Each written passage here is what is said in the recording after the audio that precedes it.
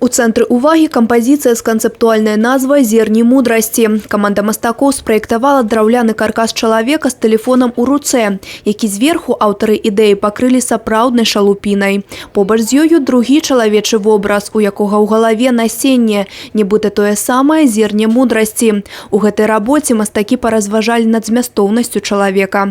Работа называется «Зерна мудрости». И она о том, что кто-то имеет в себе зерно, а кто-то шелуха, кто-то что-то создает, а кто-то это комментирует, троллит и тратит свою жизнь на это. Идея возникла очень давно с одним минским художником Александром Боличевским. Нас пригласили на фестиваль «Катастрофы», и мы подумали, что в сегодняшний день является катастрофой, и мы пришли к тому, что это гопники. Восеньскі салон у большай ступені сучаснае мастацтва. Акцэнт зроблены менавіта на творчасць маладых беларускіх мастакоў. Ёсць творы, якія захоўваюць традыцыі выяўленчага мастацтва Беларусі і яе мастацкую школу. А ёсць і больш радыкальныя творчыя рашэнні.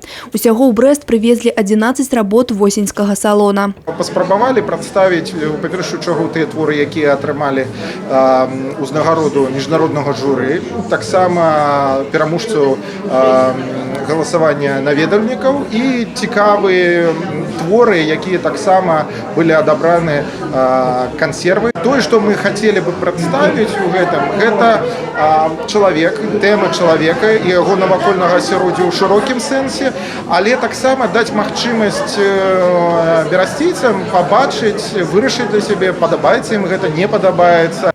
Асноўная задача восеньскага салона – стварэнне умоў для развіцця арт-рынку ў Беларусі, адкрыццё новых мастацкіх імёнаў нашай краіны і шырокая прэзентацыя твораў сучаснага мастацтва публіцы. Новое поколение художников мыслящее. Мне это очень нравится.